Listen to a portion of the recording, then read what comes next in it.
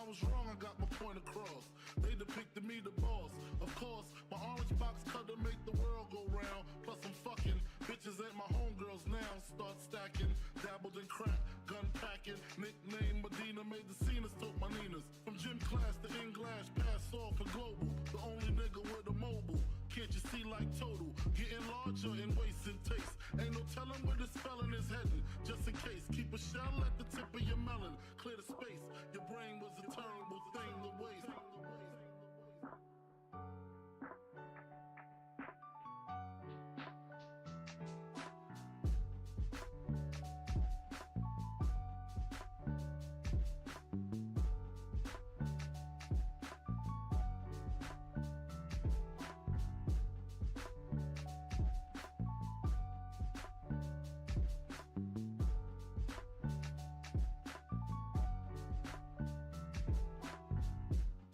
Realizing to master enterprise and I ain't have to be in school by 10. I then began to encounter with my counterparts to how to burn the block apart. Break it down into sections. Drugs by these selections. Some use pipes, others use injections. Syringe sold separately. Frank the deputy, quick to grab my Smith & Wesson like my dick was missing. To protect my position, my corner, my layer. While we out here, say the hustler's prayer. If the game shakes me or breaks me, I hope it makes me a better man. Take a better stand. Put money in my mom's hand. Get my daughter this college plan so she don't need no man. Stay far from timid. Only make moves when your heart's in it. And live the phrase, sky's the limit. Motherfucker.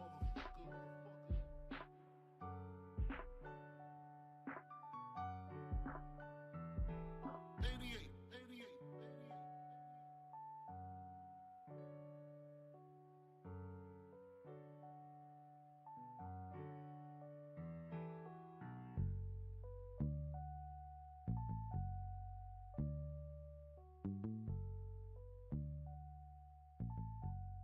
And live the phrase, sky's the limit.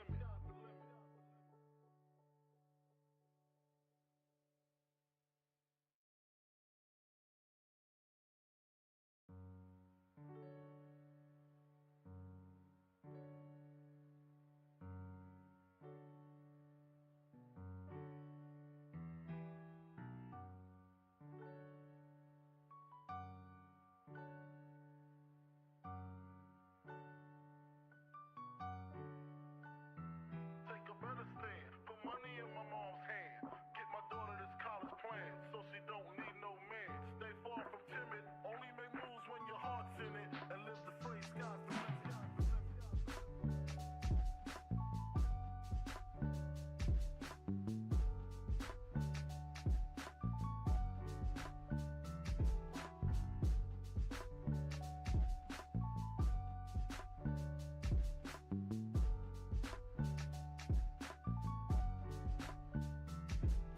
Never been as broke as me. I like that. When I was young, I had 2 pair of leaves. Besides that, the pinstripes and the gray. The one I wore on Mondays and Wednesdays. While niggas flirt, I'm throwing tigers on my shirt and alligators. You wanna see the inside? I see you later. Here come the drama. Oh, that's that nigga with the fake. Wow, why you punch me in my face? Stay in your place, play your position. Here come my intuition. Go in this nigga pocket, rob him while his friends watch it. And hoes clock it. Here comes respect. His crew's your crew, or they might be next. Look at they man, big man, they never try, so we roll with them. I stole with them, I mean loyalty. Niggas bought me milks at lunch, the milks with chocolate, the cookies, butter crunch, 80.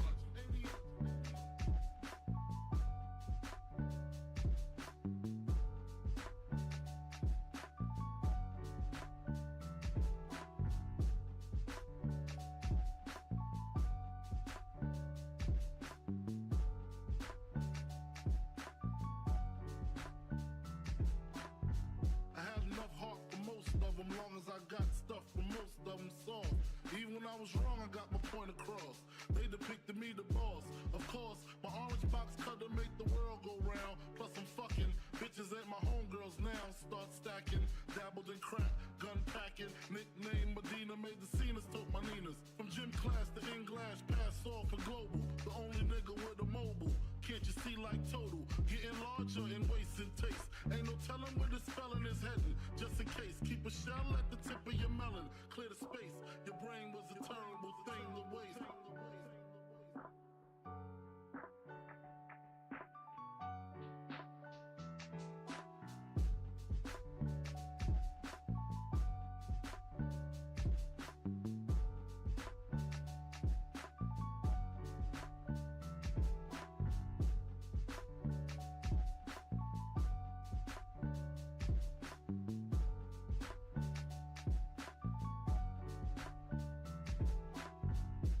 After realizing to master enterprise and I ain't have to be in school by 10, I then began to encounter with my counterparts on how to burn the block apart.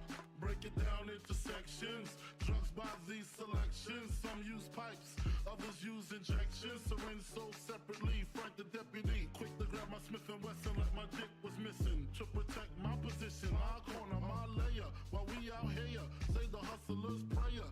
If the game shakes me or breaks me, I hope it makes me a better man. Take a better stand, put money in my mom's hand.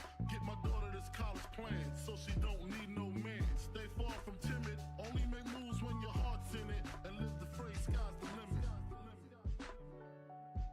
Motherfucker.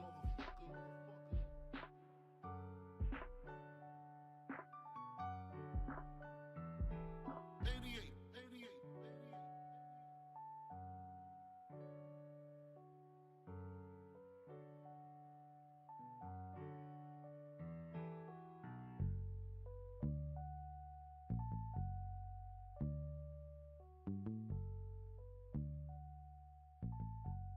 And live the phrase, sky's the limit.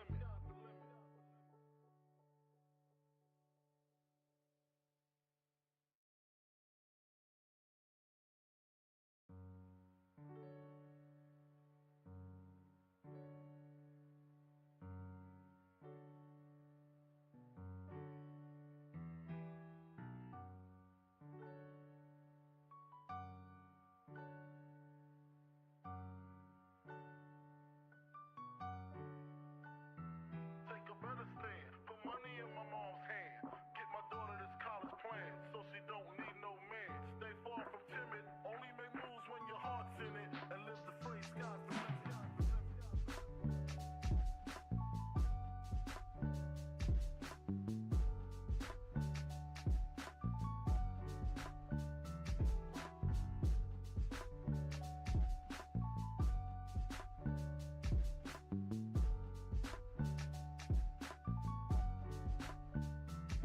A nigga never been as broke as me.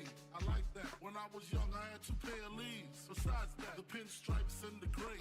The one I wore on Mondays and Wednesdays. While niggas flirt, I'm throwing tigers on my shirt and alligators. You wanna see the inside? Huh? I see you later. They come the drama. Oh, that's that nigga with the fake. Wow, why you punch me in my face? Stay in your place, play your position. Become my intuition. Go in this nigga pocket, rob him while his friends watch it. And hoes clock it. Here comes respect. His crew's your crew, or they might be next. Look at they man, big man, they never try, so we roll with them. Stole with them, I mean loyalty. Niggas bought me milks at lunch. The milks with chocolate, the cookies, butter crunch, 80 lunch.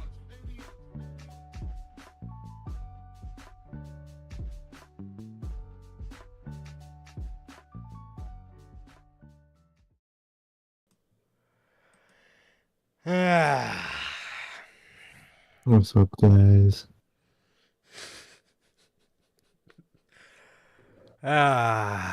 What is going on, everybody? What is going on? You know, man, we are back. We're back with yet again another edition of Notorious Unscripted. And, yeah, we got, it was the title of the show last week. Has weekly television become incredibly boring and repetitive? Something along those lines. Yes. Yet again. Yeah, that's the answer. That's the fucking answer. Oh, God.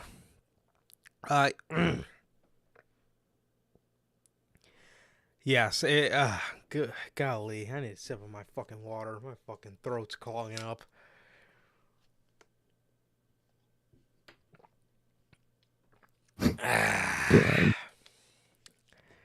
Look, man. You see, weekly television in AEW this past week was pretty rough, to say the least. I don't know what Collision was this week. I couldn't tell you. That is probably like the biggest and one of the only overwhelming negatives about letting CM Punk go from your company is, and it doesn't have to be this way, because again, Tony Khan did this shit in 2021 just fine with Dynamite. But with the release of CM Punk, also pretty much became the releasing of Collision. You released Collision from their contract because clearly Tony Khan does not give a flying fuck about that show. It doesn't, I don't know, it just doesn't have that Collision spark that it did when I went to the first episode of Collision and the months following that. I mean, Collision was great. It was another show for AEW. It was a unique show. It felt different from Dynamite. It was actually the best weekly wrestling show in the week.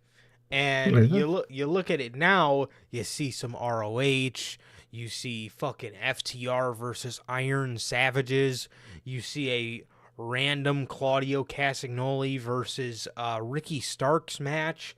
You just see stuff like that. You know, I think that was some type of ROH match. I could be wrong, but the show's just not the same. The show's just not the same. And again, do not even fucking get me started on Dynamite. Dude, me and Scray were talking about this before we went on. You just sit there nowadays.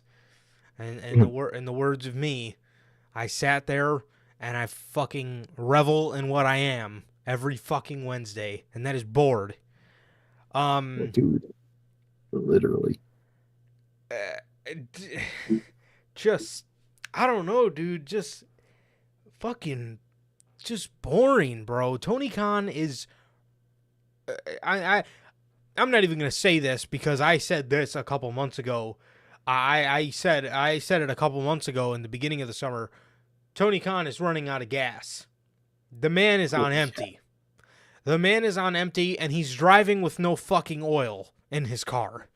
Okay? Burn the whole thing up. The fucking engine's about to blow up. There's no oil. He's well past due for a fucking oil change, and he has yet to get one. He's driving on E and with no oil. What are we doing here? Especially because the only thing I remember from Collision is the horrible production fuck-ups that plagued that show, that episode. Oh, yeah. It was fucked, dude. You see Keith Lee fucking standing there, reveling in what he is, fucking booked like shit. Regretful. Standing there just fucking with his hands in his pockets, just fucking with his head leaning back. He fucking probably wants to go home. Now you put Keith Lee on Collision? Why didn't you put Keith Lee on Collision when Punk was there? And when he does show up, he looks bored as fuck. Yeah, you're fucking up production shit and then you make fun of it later that night. Stop making fun of it. Just fix it. Cameramen are fucking up, fucking not catching entrances right. Dude, like, TK just gave up on weekly television. He did. He gave up on it completely. It is trash. That was one of the things that made them stand out. Because back in the beginning of AEW, 2019, 2020, 2021, WWE, they didn't give a fuck about weekly television. Now, they also didn't give a fuck about pay-per-views, but what made AEW special? They actually gave you something on a week-to-week basis that was intriguing television, that things didn't feel so generic. You know, it was fun. There was nice stories. There was fun matches that made sense. You know, it wasn't perfect, but it was a hell of a lot better than the shit we get now.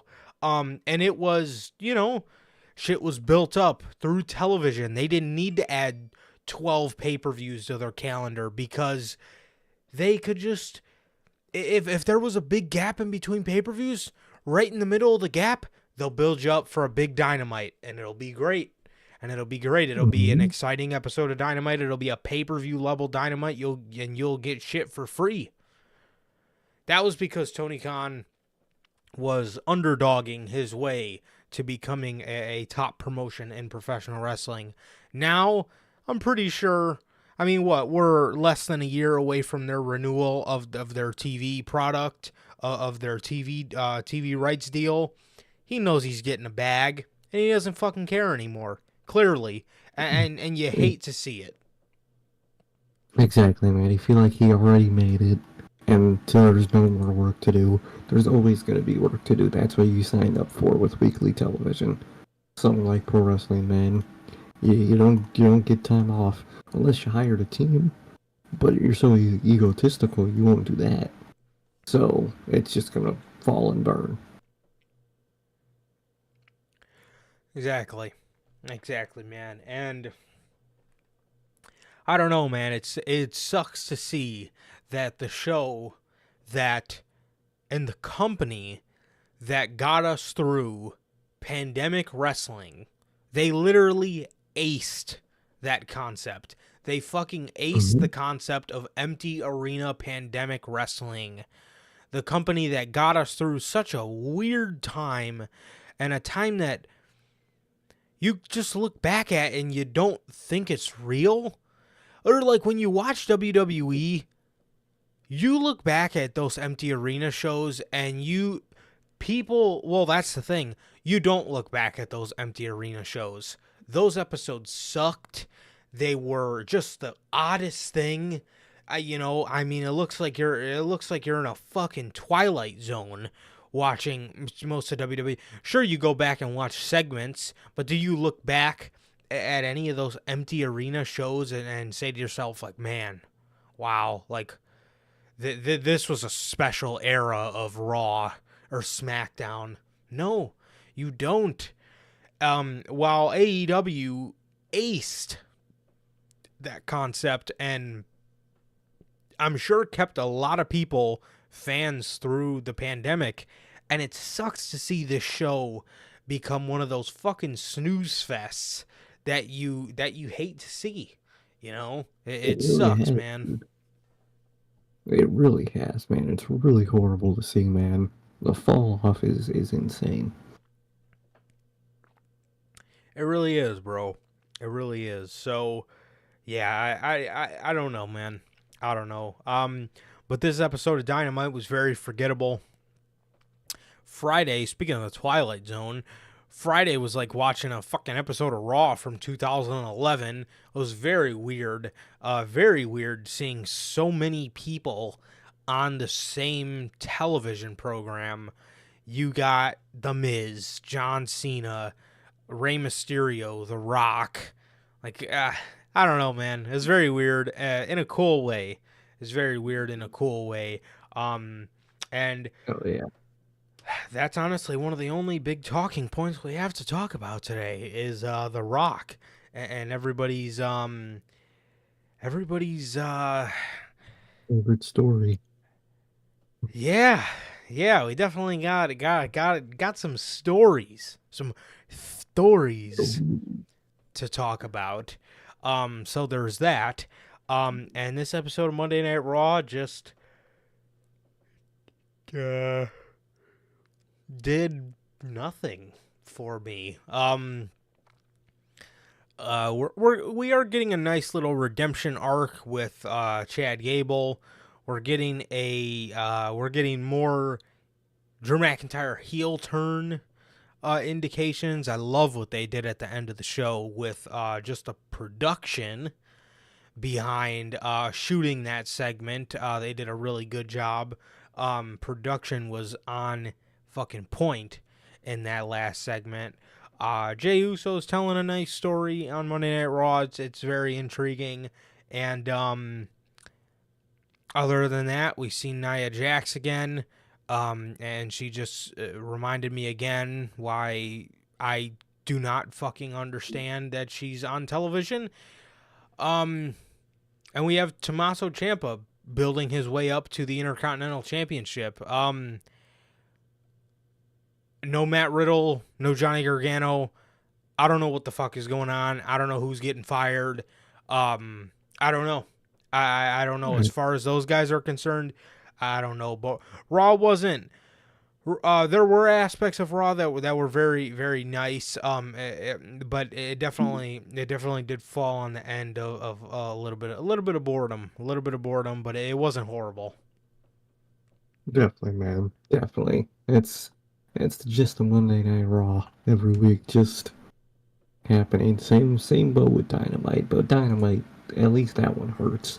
Raw, I mean, I was used to it for so long, so it doesn't hit me as hard nowadays. Yeah. Yeah. Yeah, I can't Raw's mad again. Shocker. The last time Raw hit me that hard, bro, was the Raw after WrestleMania, man. I was hyped for that Raw for like 2 months. And it was pure dick. Yes, like building up to the first, Triple H Mania. I use quotations on that. Building up to that Mania, I was so pumped. I was like, man, I think Triple H is going to kill it, which he did. And boy, the night after was yeah, he killed it in a different capacity. I mean, it was dead to rights. That was awful. That was fucking awful. I cannot explain to you how fucking awful that was, but that was absolutely atrocious, man. It really was. So,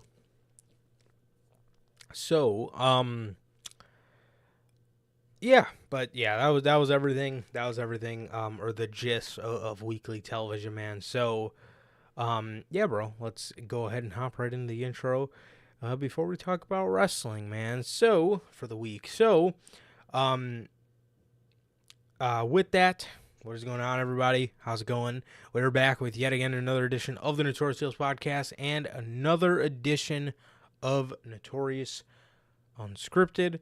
This is episode 161 of Unscripted, man.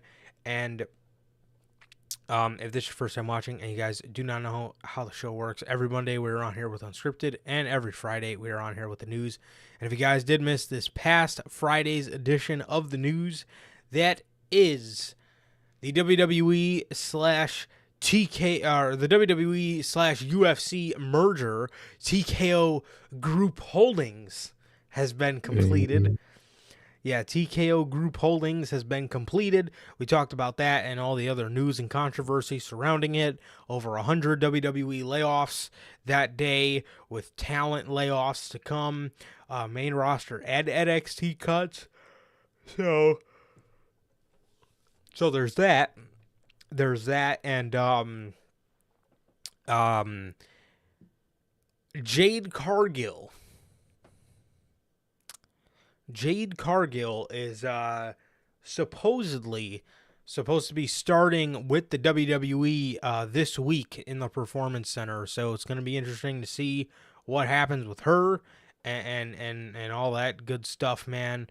Apparently she is she is going to report to the Performance Center, but there's also a lot of news flying around that they are going to have her skip NXT and go straight to the main roster. I'm telling you fucking right now, that is not going to work out because she is not that fucking good, and it's the facts. I think she has potential.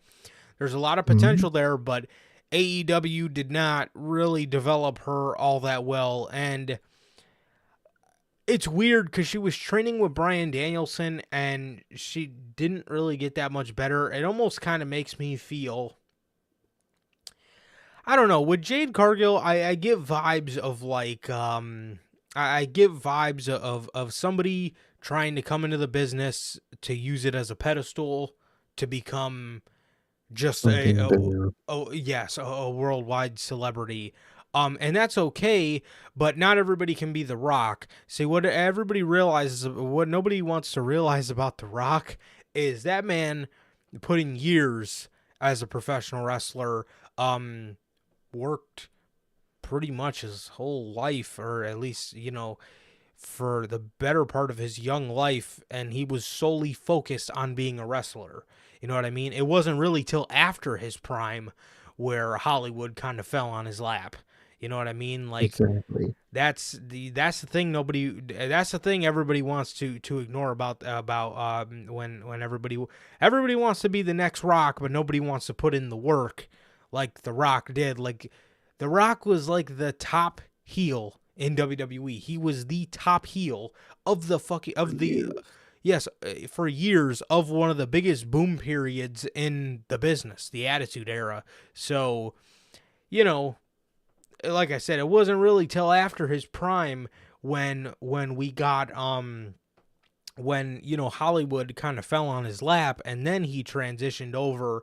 But that's the vibes I get from Jade Cargill, if I'm being 100% honest with you, man. I think she's coming to AEW, or she's coming to WWE, leaving AEW because she wants more of a mainstream buzz around her name. I think that's what it's about. I think so.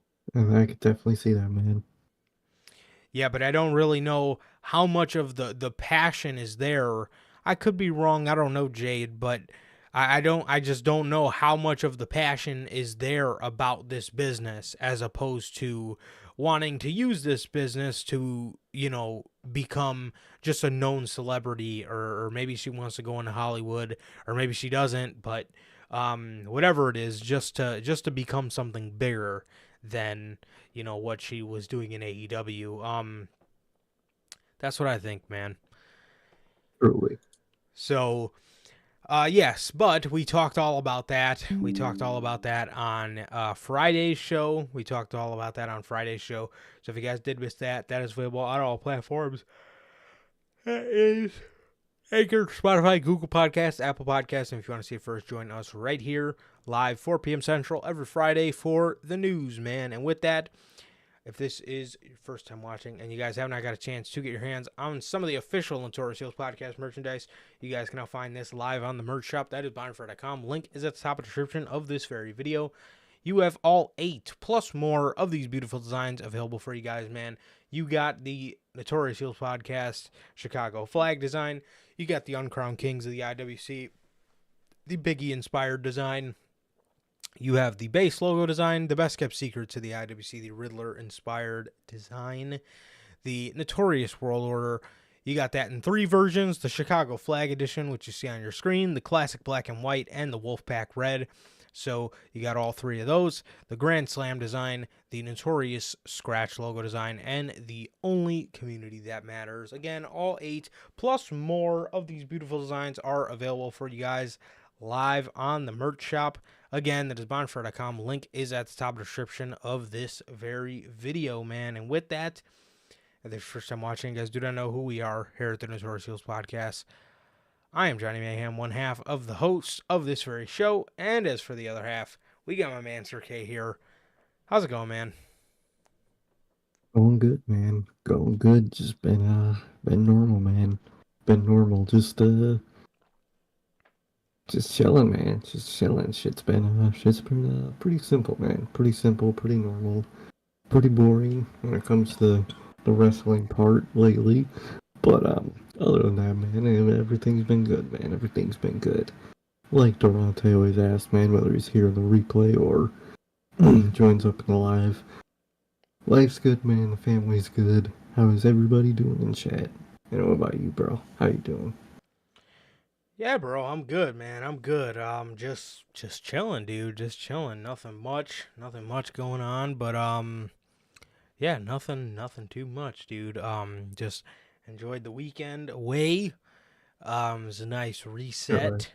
and now I'm back to reality, and it sucks. But the one thing about reality that I love is Mondays and Fridays. And it's not because of Raw and SmackDown. It's because of the podcast. So that's nice. But it definitely is just so nice being away. It definitely is so nice being away, man. And yeah, man, it's really nice, bro. It's really nice. So but, you know, gotta get back. Got to get back to the regular life eventually, I guess. But yeah, it's going pretty good, man. It's going pretty good. I enjoyed my weekend, so it was really nice. Yeah, bro. Yeah, it was nice, man. So I'm doing good. And as Durante always asks, I'm good. Family's good. What about you, Durante, Logan, Bell, JT, JB, all you guys, man, Pops? How's everybody doing? And yeah, anybody watching live or the replay mafia? So what is going on with you guys, man? So, yeah, but I'm good, bro. I'm good. Actually, I'm not good because of the news I just found out. Yeah. Dude, Damn. I'm scrolling on Instagram, and Mattel's lucky. They're really lucky I did not see this during Monday Night Raw. I was unboxing some of the figures I picked up on vacation, so I had my hands full. But so, dude, I'm looking on I'm scrolling on Instagram right before we go live here, and I scroll through a post from Ringside Collectibles, and I decided to, you know, take a look and see what's going on. And it's an update regarding Bray Wyatt WWE action figures. They're being put on hold. So my first thing when I read this post was it was about, you know, it just said something along the lines of, where, you know, due to giving his family time, we're stopping his figure productions, and any refunds will be issued to people who pre-ordered the figure. But and that's fine and dandy if his family's wishes is to not make action figures of him. It is what it is, and that's fine. But then it just says at the end of it, we're excited to feature him in future waves and celebrate his legacy. So you still have the rights to make figures. You still can make them, but you're just not making them. Why don't you make them and just have the proceeds go to his family? But that might be a problem. That might be the reason why they're not doing it, is because they don't want to give all that money, because you know his figures are probably selling like hotcakes because people are buying his action figures so his family gets, you know, the money. You know, that's why people absolutely raided his merch store on WWE Shop, is so the proceeds can go to his family. 100% of the proceeds go to JoJo and his family, and his kids. So it makes no sense to me, and it genuinely annoyed the piss out of me. Not only because the thing was pre-ordered as a gift from my great friend Sir K here. So, and do you have any fucking idea how long I wanted an ultimate deletion Bray Wyatt? And I hope we get it down the road, because damn, this sucks. This sucks, and I don't understand it. Like I said, if his family doesn't want his figures being made, then that's one thing we're all gonna have to suck it up and deal with it, because Yeah, just how it is. Exactly. I mean, it's his family's wishes, but if you're still able to make the figures, then why are you taking them away from people who are willingly going to buy them to celebrate his legacy. In my display case, I have a Bray Wyatt dedicated shelf. Shelf.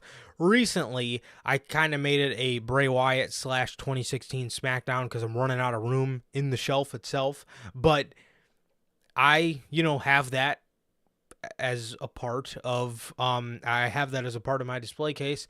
There was a ton of things I wanted added. I wanted to get 2 of those Ultimate Editions so I can have one glowing Bray and one non-glowing Bray in there. I wanted to get the Ultimate Deletion, the Greatest Hits Bray. Actually, probably 2 of them. One so I could make like a second version of the Wyatt family, like the Braun Strowman version of the Wyatt family with all 4 of them, and the other one with Matt Hardy. Cause just so I can memorialize his whole career. I thought there was going to be a bunch more to add. Cause obviously who could have expected something like the tragedy of him passing away to happen, but I guess now we know his whole career.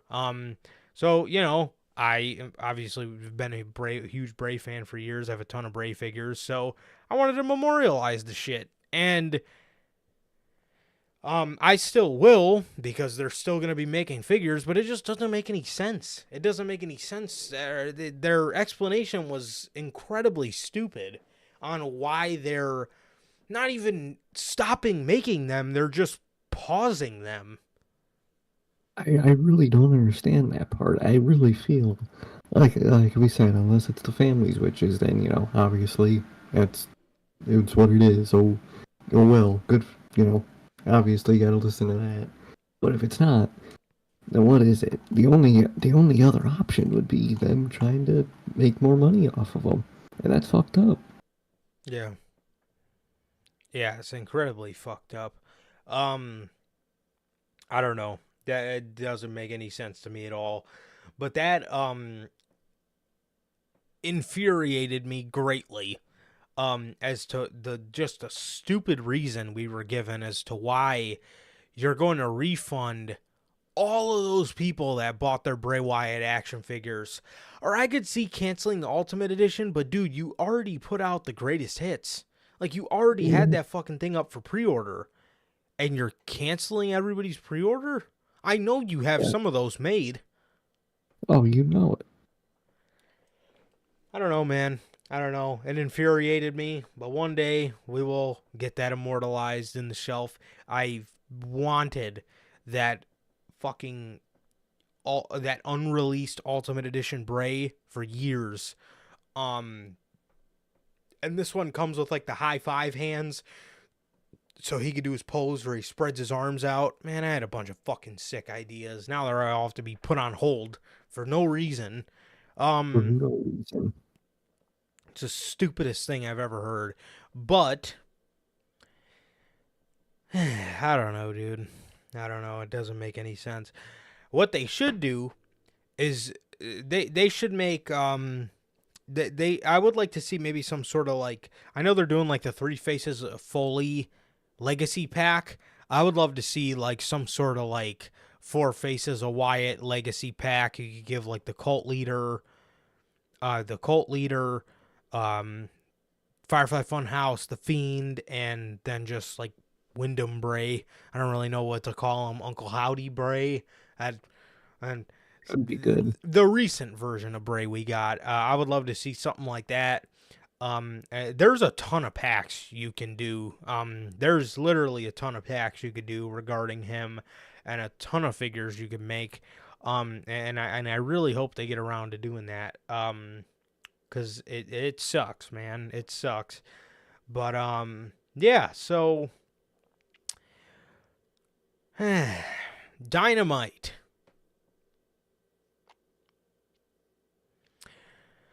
Dynamite, man. Jon Moxley had to come out from the weirdest point in the crowd. He came out from one of the tunnels. Usually he like comes out and damn near walks around the whole fucking arena. This time it was pretty much almost like a straight shot to the ring. And why is that, you may ask? Because This Dynamite had 1,500 people there. You couldn't show much of the crowd because they weren't fucking there. The same city, maybe even the same building, I'm not too sure, probably, that housed a couple years ago MJF calling Brian Pillman Jr.'s mother Methany, making fun of the city. I remember that episode of Dynamite, bro. Just off that MJF segment alone, that crowd was full and alive. And you come back in 2023, and here we fucking are with 1,500 people at the show. 2021 would never, ever do that, man. It's so sad to see how much Dynamite has fallen off. And the ticket sales and whatnot fucking show that like crazy. we're looking at I can't wait to see how this looks on television, or I can't wait to see the pictures of the crowd. You're looking at a 7,500 seat Grand Slam. Now, this is a year in 2021 that did 20,000 fucking seats. Was the record 20,000. at the time? And now look at it. That was their attendance record. A Dynamite. Mhm. A Dynamite held their attendance record. And 2 years later, 2 short years later, we can't even hit 8,000. A couple weeks ago, we couldn't even hit fucking last week. We were barely looking at 6,000 people. But what did AEW go and do? Buy one, get one. BOGO. The BOGO sale. And then Tony Khan wants to brag about the success of AEW on Twitter. Oh, really? Oh, really? Success is not selling 7,500 tickets to a fucking venue that held 20,000 2 years ago. Sad, man. It really is, dude. The same fall off of Dynamite needs to be studied, man. It is fucked to see, man. So, we're seeing Big Bill versus Jon Moxley in the open of this show. Yes, Big Bill and Ricky Starks are on Dynamite now. The soft brand split is over, and this makes Collision even more of Pointless. non-reason to watch. Because if you want to see Ricky Starks, you could see him on Dynamite too. Exactly. No point to Collision. Already. All fucking ready. You might as well have said, we are terminating the contract of Phillip Brooks and AEW Saturday Night Collision. Because that's exactly what you did. You released Collision from their contract. Oh, 100%. Already pointless. Already. So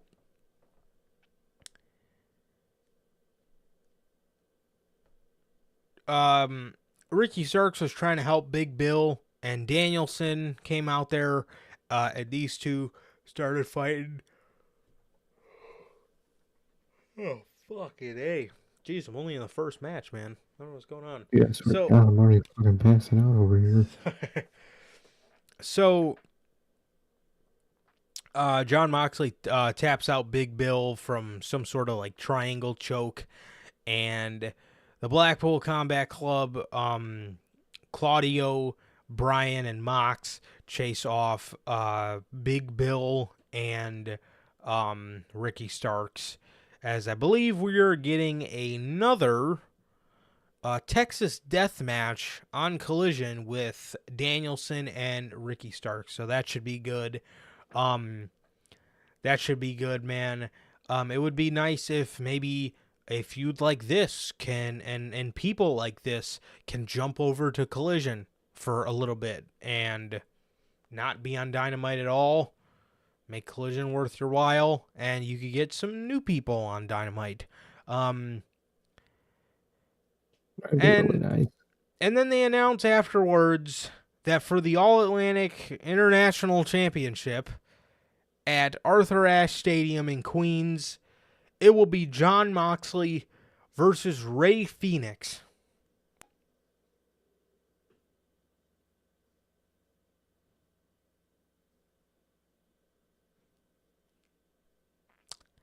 Dog. Who the fuck asked for this? That boring ass, fucking rampage ass match, bro. What is that? Dude, what? Out of all people you could have got for Grand Slam, you get Rey Fénix. What a fucking... in the open challenge, fucking... as basic as this company can get, man. Tony Khan just don't care. You know, I get it. Jon Moxley took out Rey Fénix. You know, he cost him his spot at All In. But that just does not fucking scream Grand Slam at all to me. At all. Not one bit does that scream the biggest Dynamite of the year for me. The biggest Dynamite of the year. What are we going to do for Jon Moxley? We're going to have him face Rey Fénix. I don't fucking know, man. Such a fucking waste of everybody. Waste of our time, waste of Mox's time, waste of TV time. I don't get it, dude. I really don't. No, I don't get it one bit. I don't get it one bit. Don Callis and Konosuke Takeshita, they come out there and they self-proclaim Konosuke Takeshita as the Alpha. That looks like that is his new nickname, the Alpha. Konosuke Takeshita. Decent. Yeah. I like it. It's a nice play on the Jericho stuff. I Definitely. like that aspect of it. Definitely. For sure. So he then talks about Konosuke's next challenge. Who is he going after next? He says this one is gonna hit Kenny where it hurts. This one is gonna hit Kenny where it hurts. This one is Kenny's best friend, his lover, Kota Ibushi. Kota Ibushi is the next challenger, or the next guy that Takeshita is going after. I would assume we're getting this at Wrestle Dream, and fucking sounds good to me. Yeah, that's a cool match, man. I'm always down for something like that. It'll be nice to watch it in a replay. Definitely, bro. Definitely. Don Callis pulls out a screwdriver, stabs the painting of Kota in the head with the screwdriver, and he did reveal the painting that was like Takeshita, about to stab Kota with a sword. And yeah, so he issues out the challenge. I don't remember them saying that this is going to be at Wrestle Dream, but I would absolutely assume that it is. And I'm very excited for it, man. And I love seeing the rise of Konosuke Takeshita, dude. We literally seen him since he came into AEW, and then when he came back on that excursion, I remember that one match he had with Hangman. Everybody was just like, "Damn, who the fuck is that?" Exactly. And ever since then, dude, it's been a pleasure to see his rise in AEW and professional wrestling as a whole. Definitely one of the one of the greatest Japanese stars, one of the greatest rising Japanese stars on the roster today. So Definitely, dude. Definitely great to see. Awesome to see. He's an immense talent, and hopefully, Tony Khan doesn't Wardlow him when he finally has that big moment. So, yeah, that's my only hope for Takeshi. Now, please do not Wardlow that man. you know, man, fucking Wardlow.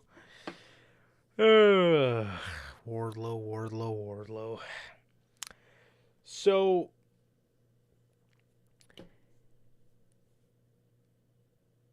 after this, the Blackpool Combat Club are in the back. They're cutting a promo.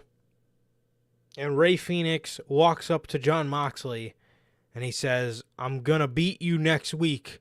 And then refs pull them apart as Eddie Kingston walks up to Claudio, and those two just have a stare down. Eddie says, "I'll see you next week." And yeah, that was that. So, just gotta love Jon Moxley and Ray Phoenix at the biggest Dynamite of the year. Story hitting deep, man. It really is. Yeah, I'm gonna beat you next week. That's it. What a fucking dude. What a passion, man. What a goal. He's gonna beat him next week. Doesn't even say for the title. I'm gonna beat you next week. Yeah, that's it. That's all he's got. That's all he's fucking got. So, so the next match is a fatal 4-way with the women. Doesn't this sound a little familiar? Doesn't this sound a little familiar? And another thing, Nyla Rose. Go. Nyla Rose,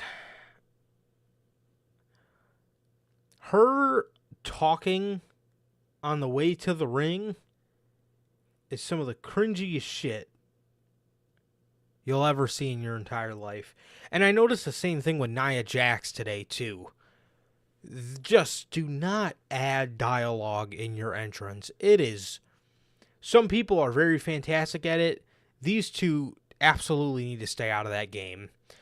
Because I can't even remember what she was saying, but I just remember looking at my fucking TV screen disgusted over just the dialogue and just how fucking cringy it came off. Like Nia Jax today. The division's on notice. Shut the fuck up, man. Yes, they are. Their lives are at notice. Their lives are in danger.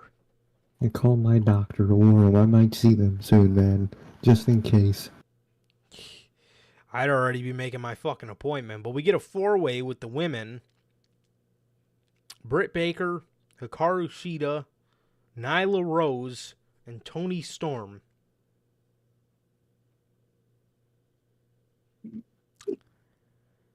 What is this? Fucking... What is this? Minus Toni Storm, some of your fucking least intriguing women on the roster? What is this all your most... What is this all your...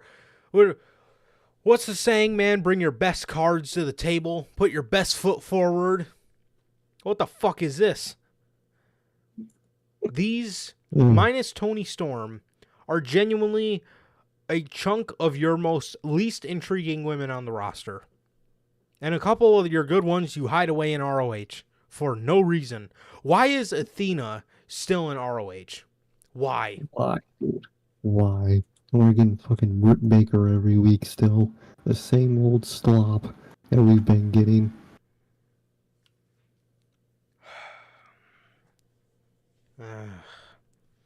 Thankfully, Toni Storm wins this match to go on to face Saraya. They got a little story going. So it makes sense. I like it. I don't mind it. I don't mind it at all. And I'm intrigued to see what happens with Tony's character. I'm excited to see where the thing that sucks is Saraya's probably going to beat her. But I'm excited to see the character arc of Toni Storm and kind of where all this is going. or maybe if Ruby costs her the title, or what's gonna happen? What's gonna happen with these two, man? So should be interesting. Definitely, man. Definitely. It's interesting. I like what they're doing with Tony Storm. It's weird. I'm digging it. And I hope this ends up being good on the Ruby and Tony Storm end. I know Soraya will probably retain, but at least in the end, as long as the other two are good, that's all I care about at this point. Yeah, definitely, bro. Definitely. Chris Jericho and Sammy Guevara come out here after their little Rampage promo, which I actually really liked. They both were getting frustrated with each other, telling each other they wanted to punch each other in the face. So Jericho said, you know what? We're going to do this the old-fashioned way. When two brothers fight, sometimes all you need to do is punch each other in the face a little bit, laugh about it, and you guys will be... And you guys will laugh about it afterwards. Just ask Chicago Phil. Dude, all I think about is the fucking Elite and fucking Chicago Phil, dog. Oh my god. Maybe they could have done that, man. I mean, Yeah, they punched each seriously. other in the face, but they didn't laugh about it. Tried to sue him, actually. Yeah, I was gonna say Well, he was the one that did the punch. everybody got hurt about it. Everybody got their feelings hurt about it. There he goes, got hurt. Yeah, that's how that fight went. Now Jericho and Guevara. So Jericho, told them last week on Rampage, let's just, sometimes brothers fight and they laugh about it afterwards. So that's what we're gonna do. So Jericho versus Sammy Guevara next week at Grand Slam, first time ever. Jericho versus Guevara. I don't understand why a lot of people don't like this story. I'm digging it. If I'm being 100% honest, and this comes from a place of 100% honesty, and you guys know, I don't even care if my opinion is the unpopular one. I will never fucking shy away from being honest with you guys. I'm more like that towards Adam Cole and MJF. I'm more in the mindset of when the fuck is somebody going to turn already than something like this. And that's just pure honesty. I love the story. I think the story's one of the best that AEW's told. Definitely one of the best that they've told all year, next to the Elite getting back together. But in my honest opinion, in my truthful, honest opinion, when the fuck is somebody going to turn? I mean, honestly, man. I mean, it has gone on just way too long, in my opinion. Way too long, in my opinion, man. I think somebody, I don't know. The fact that you didn't, the fact that a loss in front of 72,000 people did not break one of those two, which obviously it ended up being Adam Cole. I don't know what's going to eventually break the guy. I don't know. And if anything won't be as good as the moment you could have had in Wembley. 72,000 people booing a man out of the building. There's nothing like stuff like that, man. And I don't know what the obsession with... I don't know if they wanted to send the crowd home happy or what the fuck they did, but it was not the right call, if you ask me. I'm telling you, man. Plus, like, these are wrestling fans, hardcore fans at that. Sending them home with a moment like that is sending them home happy. Yes. They got to witness a great fucking heel turn. Marks love that shit. I think the partnership's been going on far too long at this point, and it all depends. And I'm going to save my final judgment for when the turn happens. Yeah. If the turn happens and I'm like, all right, you're okay for saving it up to this moment, I respect that. If it ain't that, we wasted all of our time and their time. Definitely, bro. Definitely. Yeah. I'm gonna try to do the same thing. But like, genuinely, my gut feeling right now is just, why didn't you do the turn at Wembley? And I hope they changed my mind. I hope they got something. I hope they got something great lined up because it's been a great story, and I hate to see just things being drug out like this, that don't need to be. I don't understand, man. I really don't understand. What are you saving? What are you saving it for? Grand Slam? You saving it for one of your worst, for your worst Grand Slam turnout? I mean, what the fuck? Who needs fucking 80,000 people when you got barely 8,000 people? What the fuck? Jesus. Minus it times 10, and that's the crowd you do it in front of instead. Yeah, I don't know. Especially in the UK, like, you got your perfect mix of, like, you got your UK fans, you got your American fans, because so many people flew over there to see All In. And the people that did fly from the U.S. are like, they gotta be your most hardcore of hardcore AEW fans. If you fucking, paid all that money to be over there, you did all that, bro, and fucking, and what happened, man? You did all that, and they didn't get any sort of heel turn. And again, I don't mean to shit on the story, man, but it's just my gut feeling. It's just my gut feeling from a fan's perspective, or at least from my perspective. I don't know if this is the unpopular opinion right now.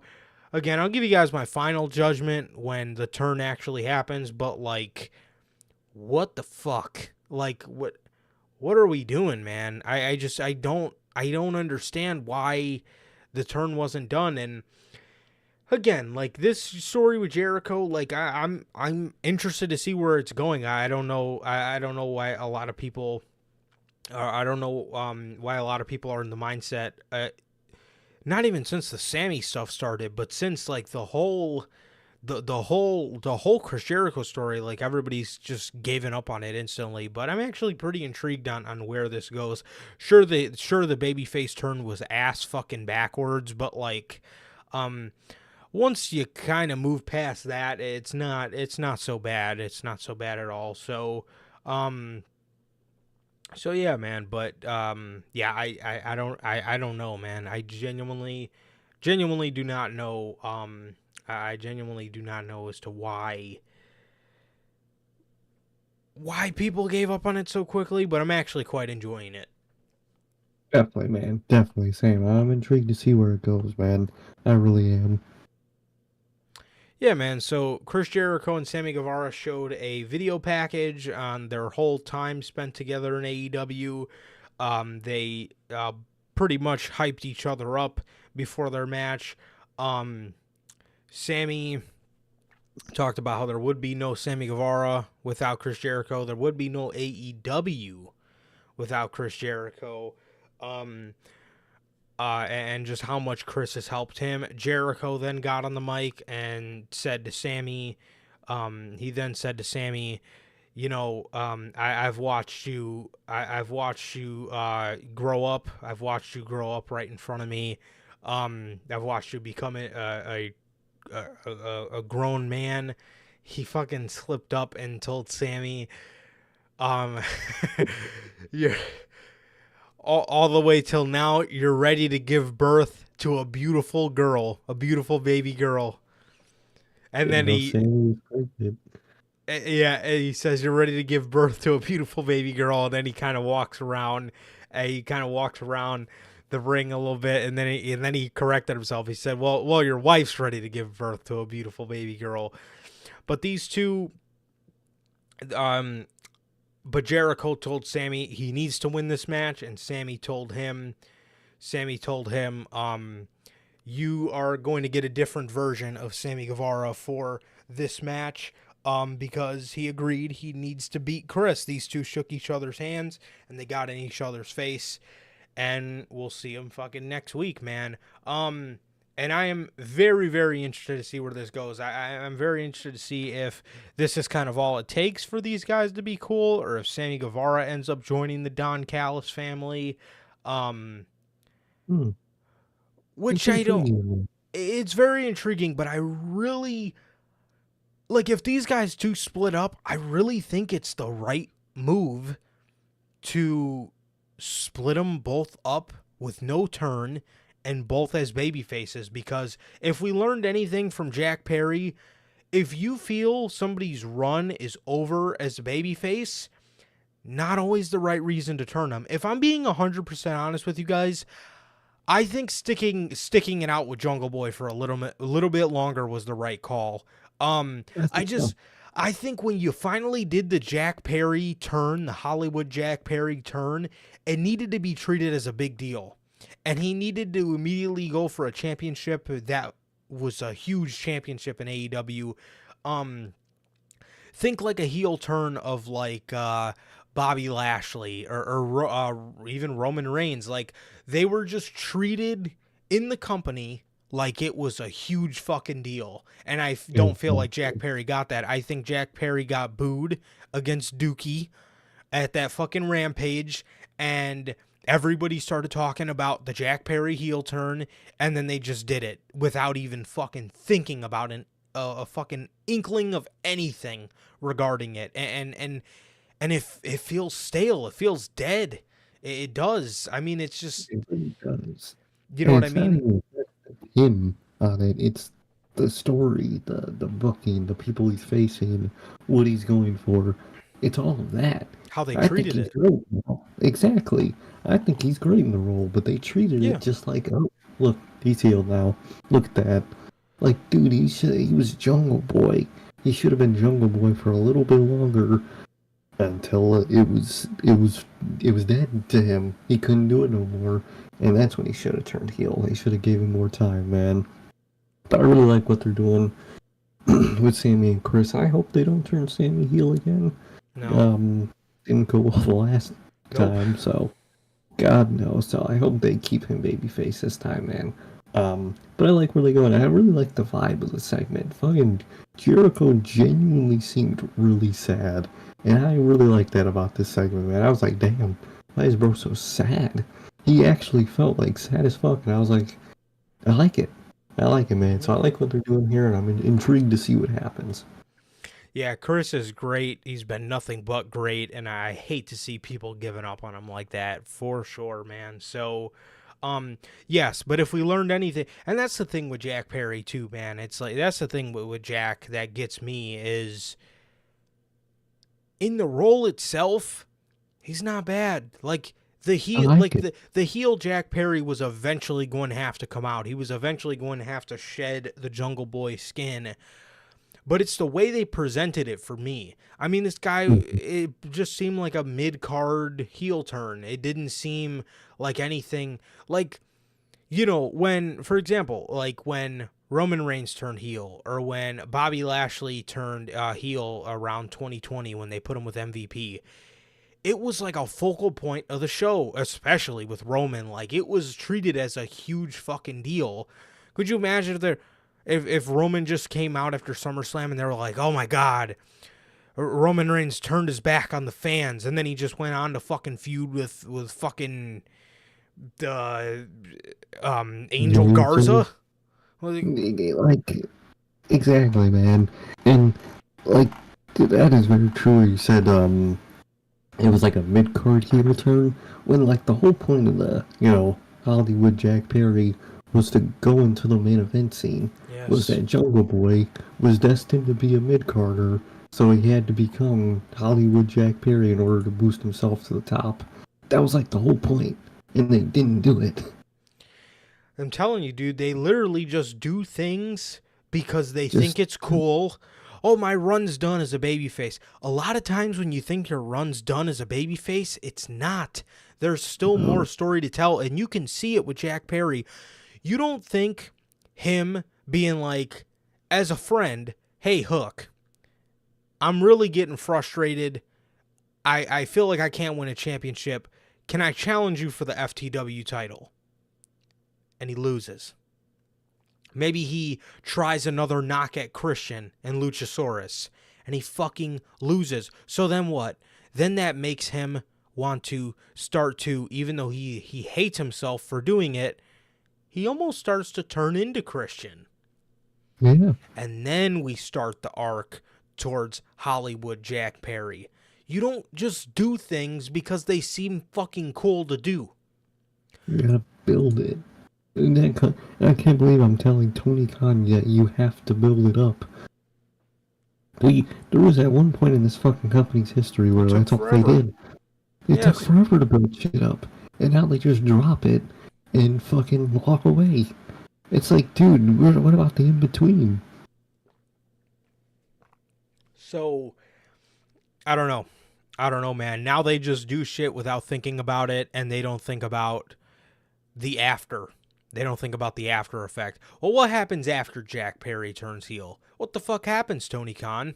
He wins the FTW title of all titles, goes to retire it, but then he doesn't retire it. He just loses it, and now the retirement's no more, and now you just have a championship that, in some way, shape, or form, Jack Perry actually made look even worse. Yeah, because he was gonna trash it, and then Hook just won it back, and it's not trash anymore. Now it's just fucking metaphorical trash at this point.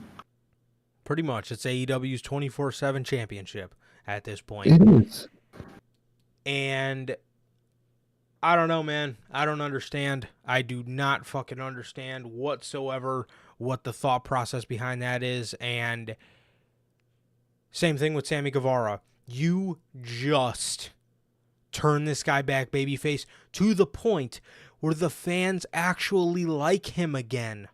The fans like him again. He's an organic babyface. Almost kind of sounds like the man we just talked about. Yeah.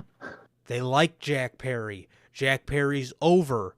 You turn somebody heel when they get fucking stale.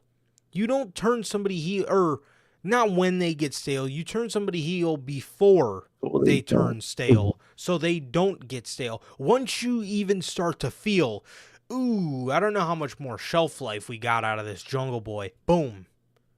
You start the heel turn arc, so it doesn't go into that fucking stale phase, and you are intriguing people now because it's like, oh, I always kind of feel like this guy's starting to get a little stale, but now I'm intrigued with kind of where his character's going. So you don't have that stale period, and same thing with Sammy, bro. I do not want them to make the same mistake for Sammy Guevara, dude. I really don't. I really hope they don't, man, because they very well could, and I really hope they don't. But yeah, man, it's classic. It's a new classic AEW where they just do shit. You know, you could build all this up, but just throw it away and grab something new, man. That's all they are now.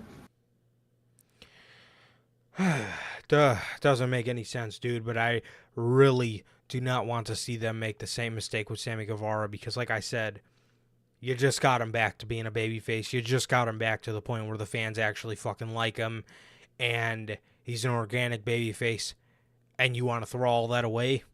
For what? Exactly, man. Please don't make that mistake. So, yeah, I don't know, man.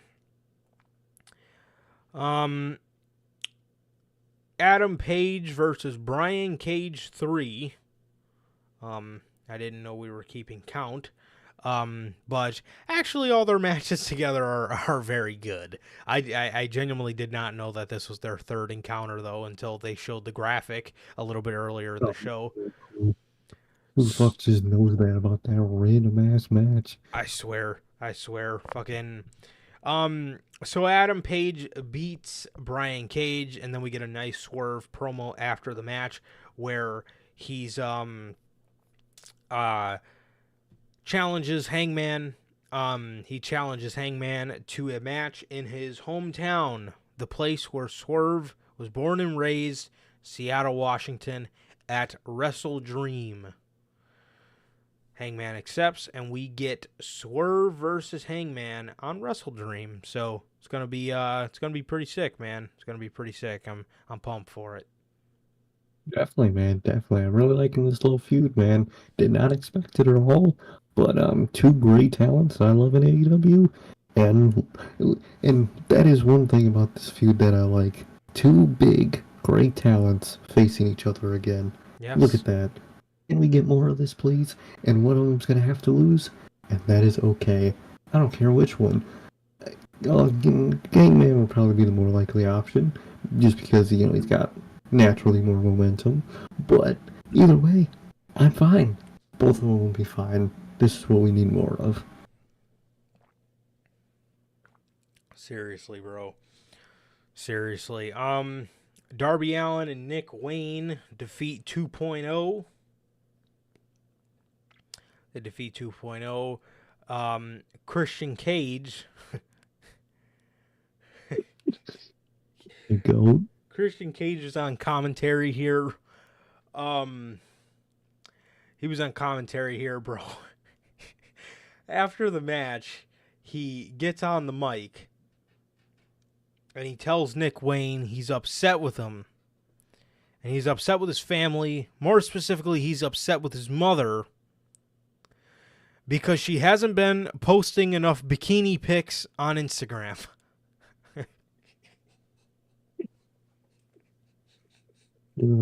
Christian Dad, he's my goat. Oh, man. This fucking guy.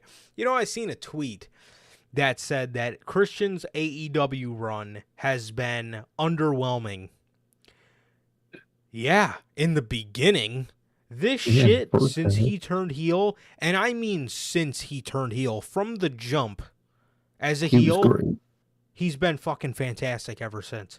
And then the addition of Luchasaurus and the addition of the TNT title, golden. Perfect, dude.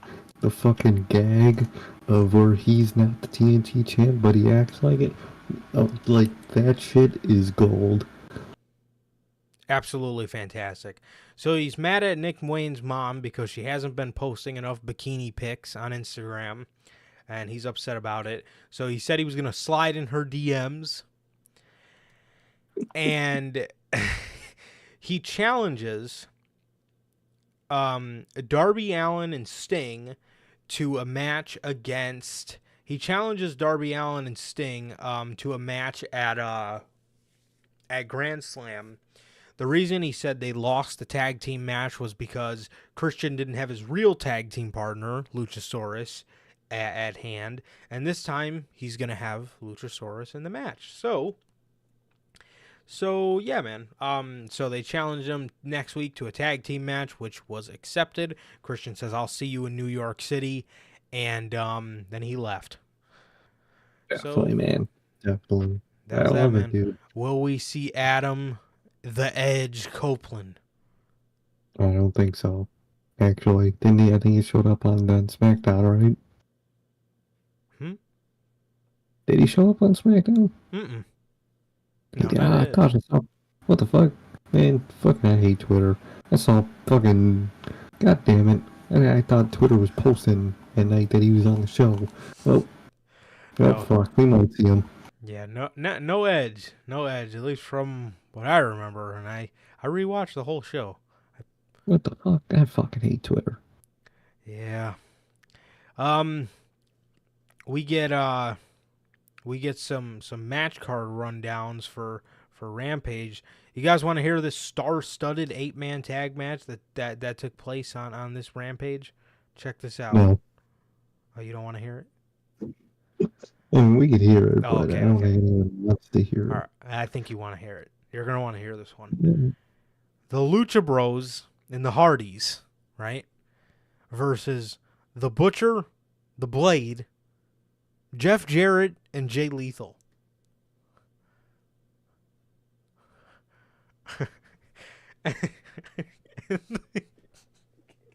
And this is why we don't fucking watch Rampage. Why? Dude, ain't no way Warner Bros. Still pays for Rampage. This, you know what? They gotta have their money laundering show. I remember, I heard something about that a couple years ago when people were talking about main event. Like, for financial reasons, it's great to have a show that sucks like ass in terms of revenue. So I guess that was Rampage, and soon it will probably be Collision too. So yeah, there you go. And on AEW Collision, they announce the open challenge of FTR versus the Iron Savages.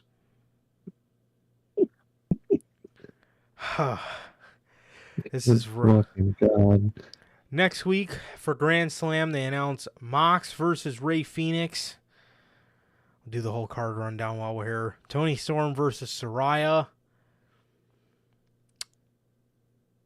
Claudio versus Eddie in a winner-take-all title versus title. One of the only interesting things.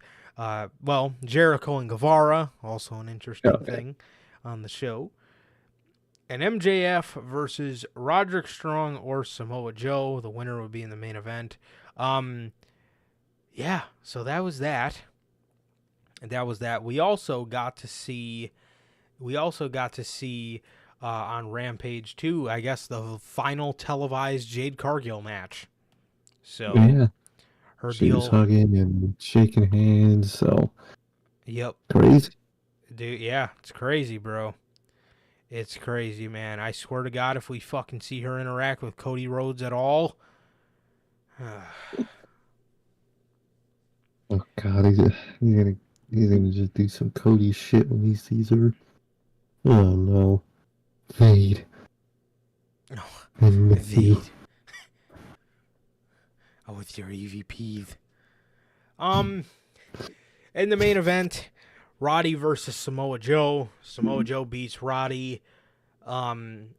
Roddy standing there against the Kingdom, and he is almost looks a little pissed at them. They go to hand him his neck brace, and he doesn't want to take it. But he sees Adam Cole running out there, and he immediately does the fakest drop that a man can possibly fucking witness, and he starts faking his neck injury. They get the stretcher out there. Adam Cole's trying to go up to Roddy and say something. The Kingdom's yelling at him, telling him that it's his fault. I don't know, dude. I think MJF's fucking orchestrating this whole thing.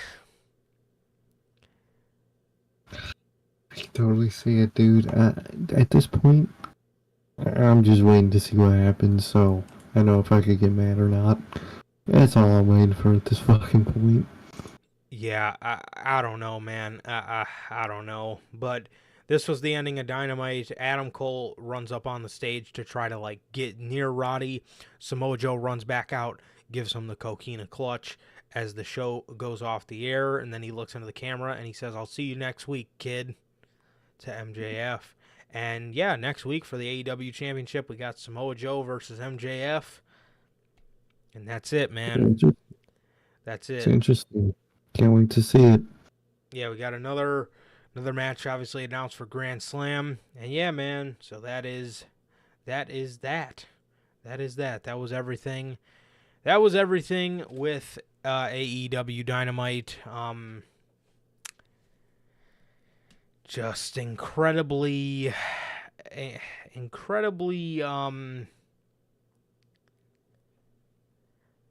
blech episode of AEW Dynamite. That's your average AEW. That's your average AEW Dynamite nowadays. Just, meh. Yeah, man. On SmackDown, the show opens up with Pat McAfee, which obviously this calls for fucking Michael Cole losing his marbles, because he loves seeing Pat, which is a beautiful thing to see. And Pat McAfee comes out there, then Austin Theory comes out there, and Austin Theory comes out there, starts playing the generic heel, very generically, if you ask me. Just, this guy looked like a fucking middle school bully trying to, like, talk down to fucking people, and he just has the worst, he just has the worst dialogue. I don't know why, but he just kept saying, "You're damn right." Just I don't know. It came off kind of cringe. He tells Pat McAfee, "This isn't Friday Night SmackDown. This is Austin Theory Live." ATL. And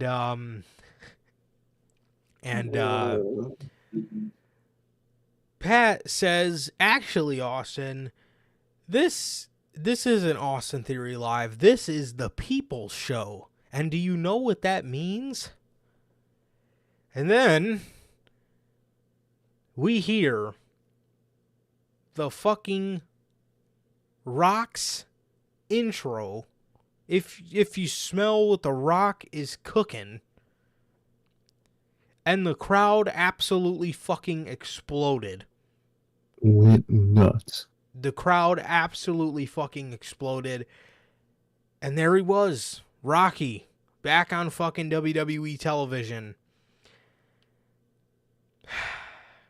So I'll tell you what. The moment of The Rock coming back was dope. Oh, yeah. It was dope. It was fucking sick. You know, do I want to see him take a WrestleMania spot? No, I still don't. But obviously, you know, people want to see this match with Roman Reigns. It's just a matter of when and where and how we can do this without taking a spot from somebody. But I'll tell you what, man. Especially with The Rock saying he's down for WrestleMania 40, I genuinely feel bad for Cody Rhodes. I do. actually, like, really feel bad for this guy at this point because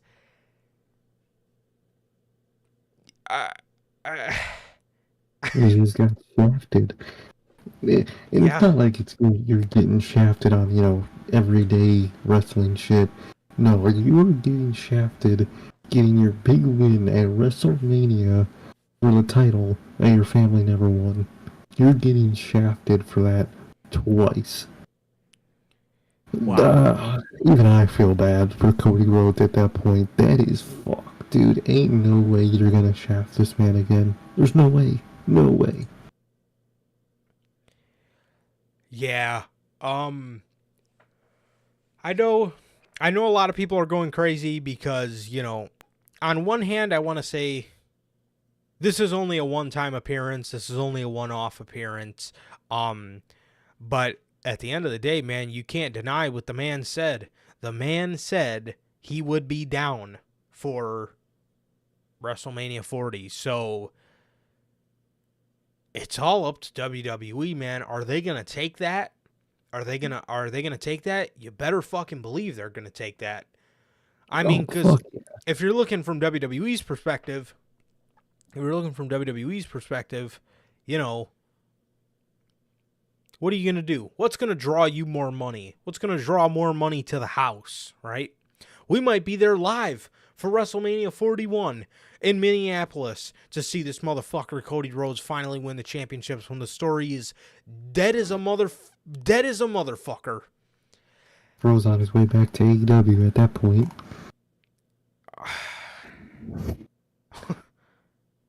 Do you know how bad your booking has to be for Cody Rhodes to go back to that company? That is a crime. That is a fucking crime in itself. You got Cody Rhodes to go back.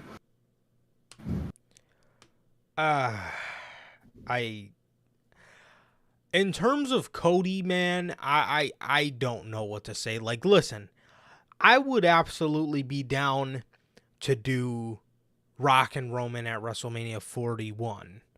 After Roman loses the championships, I think that could be a really cool. I think that could be what can maybe start Roman Reigns' redemption. So, you know, you can have Roman, you can have Roman, you lose the championships at WrestleMania 40, and then kind of just question himself for a year, maybe have a bad year, you know, in the WWE, and the only way to put this to the test is to face the final boss of the Anoa'i dynasty, The Rock, right? And then he beats The Rock, and then maybe he can either become like more of a heel or start his babyface arc back. Whatever the case is, dude.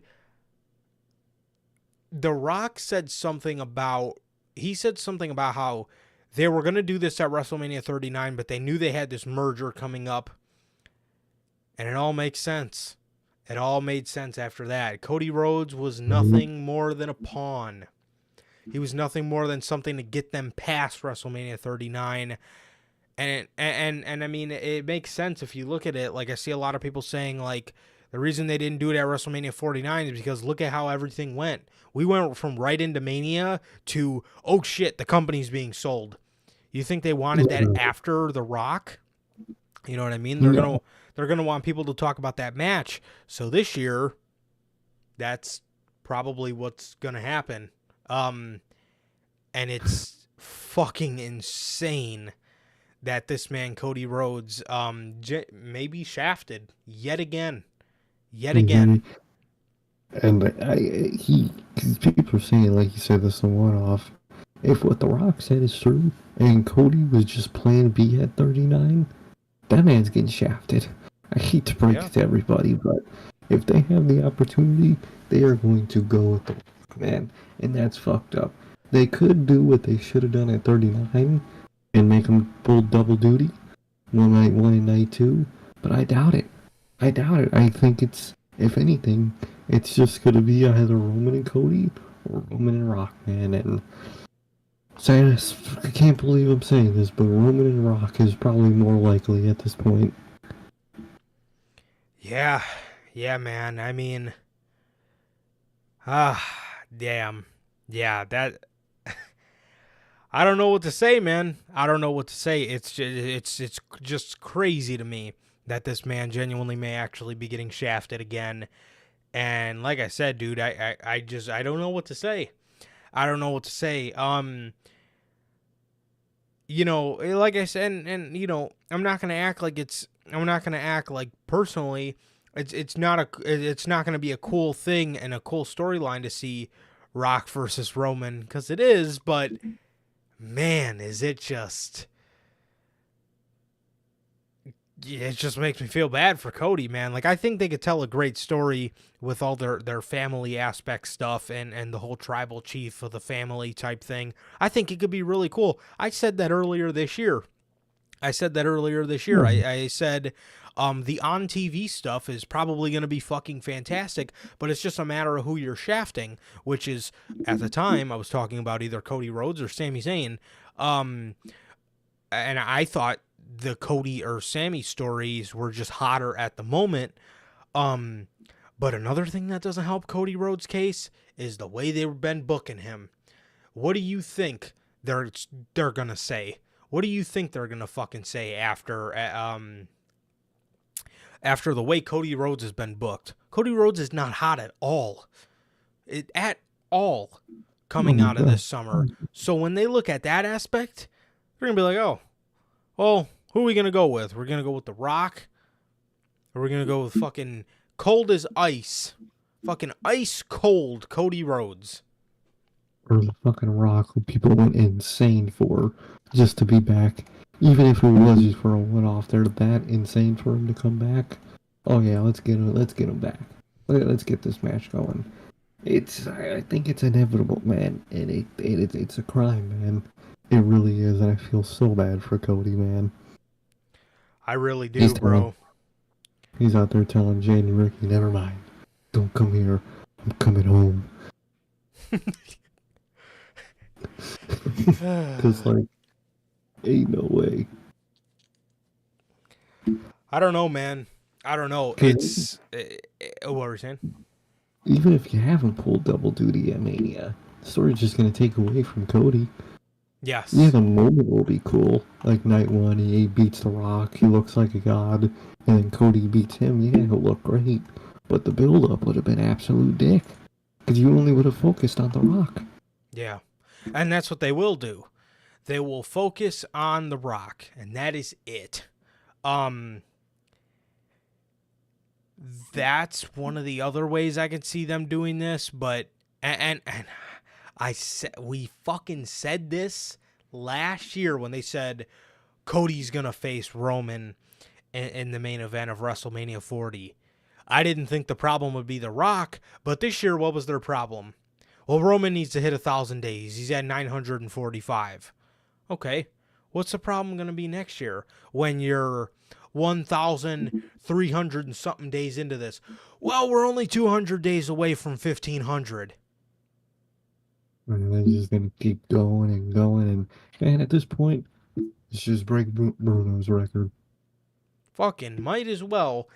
But what I really think they want to do, I really think, and I could see them doing this if they go with Rocky.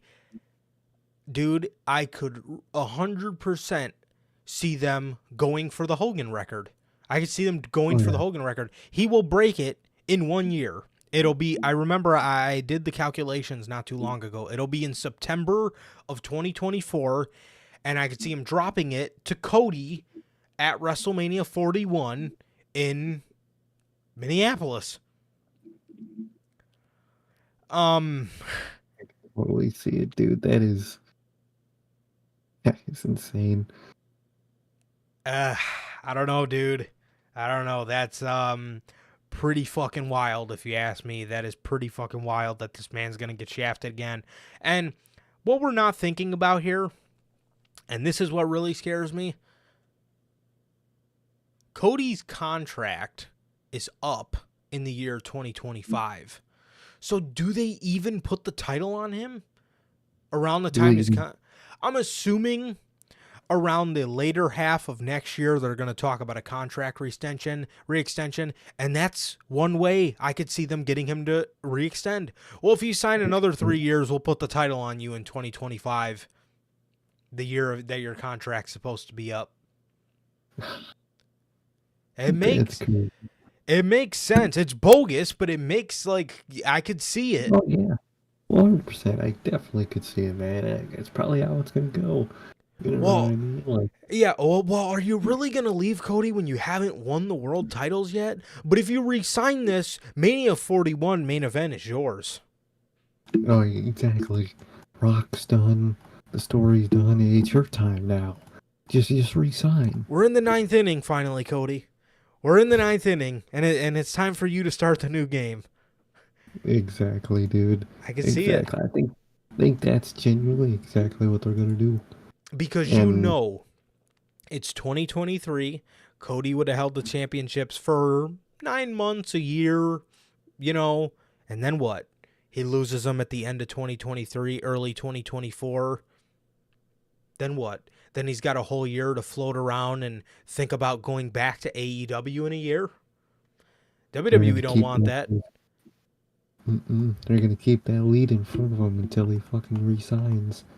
And then they'll give it to him. Yep, I could totally see that. Because after the second contract, after the first contract extension, technically, at that point they don't care. They had him for what was probably going to be, at that point, maybe you could either sign a 3 or 5, 7, 10 years. That's all we needed. You can go wherever you want now. We squeeze as much as we can out of you. Mm-hmm. Go ahead. They don't care at that point. And I think that's exactly what's going to happen. Yeah, because by the time another 3-year or a 5-year deal is done and they would have had him for like 6 years, you already had him for his prime. So it's like he could go anywhere else now and just be washed up. Or at least in-ring wise be, regressing. Exactly. So I think that's exactly what's going to happen. And I feel so bad for Cody Rhodes. Shafted again. Shafted. Dude can't take a break anywhere. Seriously, dude. Seriously. It's actually quite insane to me. It's actually... Uh-huh. 2 things I like that are guaranteed, man. Death, taxes, Phil Brooks getting fired, and Cody Rhodes not winning a world championship. Only a few things guaranteed in this world. Rough. Fuck. So yeah, man, and that was pretty much everything on SmackDown, man. WWE's actually, WWE put together a nice little segment with John Cena and The Rock, where they had like a stare down, and then they ended up hugging. Cena told him welcome home and stuff. Oh yeah.